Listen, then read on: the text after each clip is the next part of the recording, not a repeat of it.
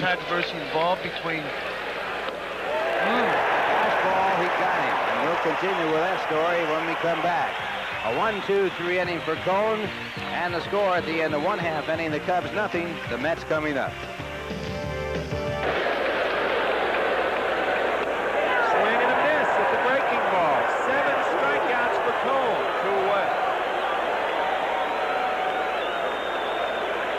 Well, this is the pitch that Rusty Staub doesn't like, the little sidearm slider. But David Cone, who said he learned that from Gaylord Perry, loves it. Cone heads are quite active. Curveball gets him. Strikeout number 8 for David Cone. So throw another Cone up in Cone corner. No score, middle of the 7th. Now let's join Lee Zeidman in our studios for a Sports Channel update. Dawson with that pitch. Swing and a miss. 9 strikeouts for Cone. Quickly becoming a fan favorite here at Shea. No score, middle of the 8th. Giraldi. They have had only an infield hit by Kevin McReynolds right there in your picture. David checking the pitching. And they both have had 77 strikes. How about that? Out of those pitches that were thrown. So as we go to the top of the 10th time, a starting pitcher has gone into the 10th inning for the New York Mets. High fly ball to deep right center. It's way back. Strawberry to the wall, and it is gone. Goodbye. David Cone giving up a home run to Barry Hill, and the Cubs have scored, and they lead it by a score of 1-0. For Barry Hill, it is his first home run of the season.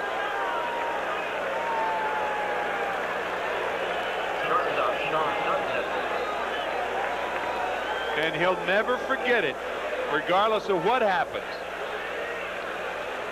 As a matter of fact, it's his first major league home run. Damon Berryhill's first major league home run to put the Cubs on top 1-0 on an 0-2 count. The first home run given up by Cone since the 4th of April. And that will end the inning. But on the home run by Damon Berryhill, the Cubs lead after 9.5 innings by a score of 1-0. Now let's join Lee Zeidman in our studios for a Sports Channel update. Thank you. Average rate this year in his relief appearances. And that pitch hit deep to left field. It will not stay fair.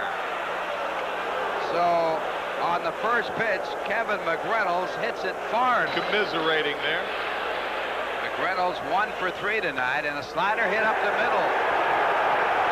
And the Mets have the time run on here in the bottom of the 10th inning. They had their lead batter on in the 9th inning. Wally Backman singled up the middle. If you remember last year, first time that the Padres were in town, it was Goose Gossage who had some bad words to say about Kevin McReynolds. Matter of fact, it was in Sports Illustrated. Said that Kevin did not hustle all the time in San Diego and that he was cheating himself. McReynolds. And the Mets are down to their last out.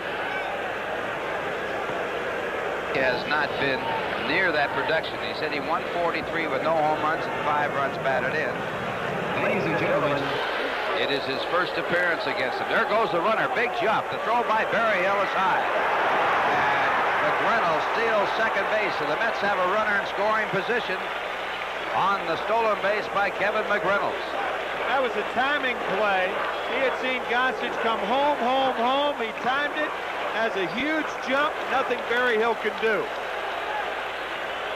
Now, for the most part, you don't need the extra base hit to drive in McReynolds. Back to Mazzilli. It's strike 2. 1 ball and 2 strikes. And he tries a breaky ball, a slider. Giraldi a chance to win it. And Mazzilli taps it. It is again fouled. And the slider is fouled by a sensational relief pitcher. Again, the 2-2 pitch. Line to right field. It's a base hit. McReynolds will score, and the ball game is tied up.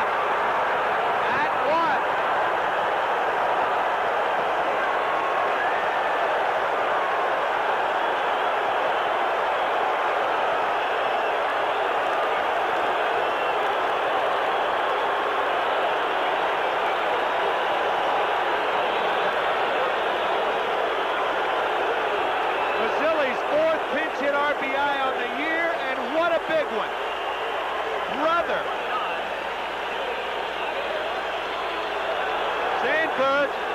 Got a glove on it. McReynolds scoring easily because with 2 outs, he's taken off.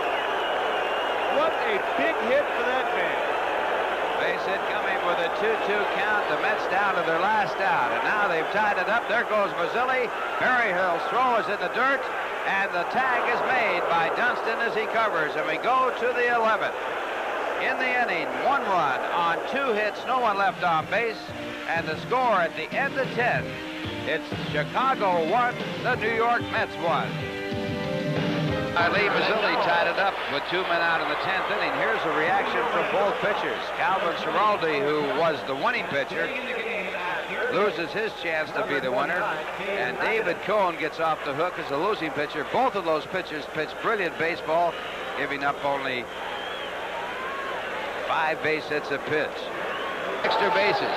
McReynolds over to field it. His throw to second base. Berryhill going for second, and he slides in safely. The ball gets away, but Backman quickly gets to it.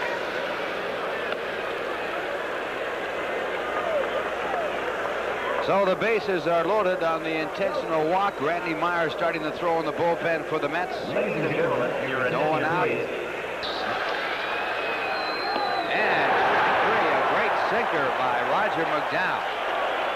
And part of the job has been done by Roger McDowell as Davy Johnson is going out to the mound, and he's going to go to his left-hand pitcher, Randy Myers.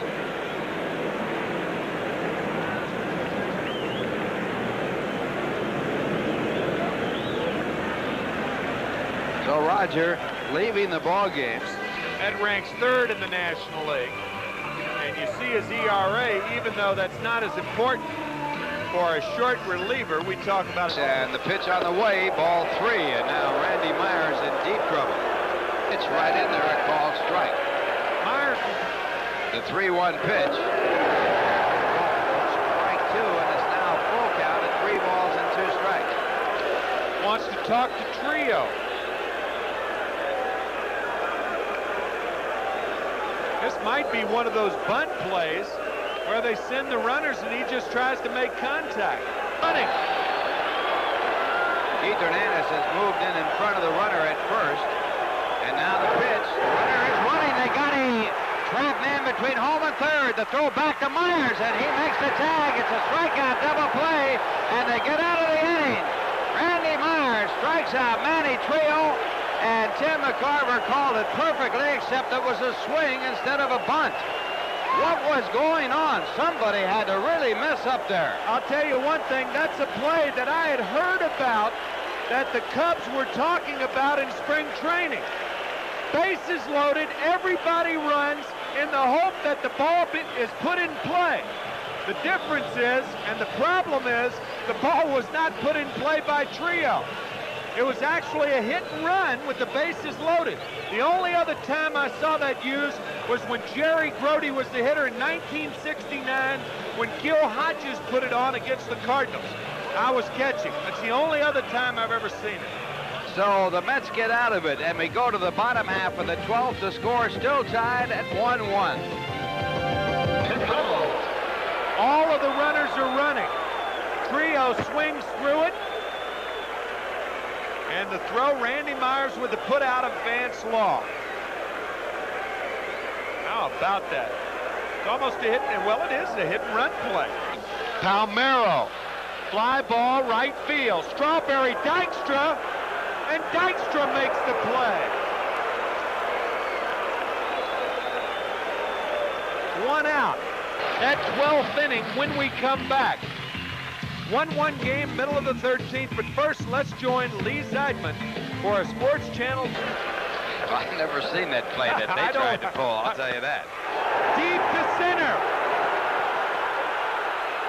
Out of here, home run! Howard Johnson wins it for the Mets in the bottom of the 13th inning. Oh, brother, what a ball game.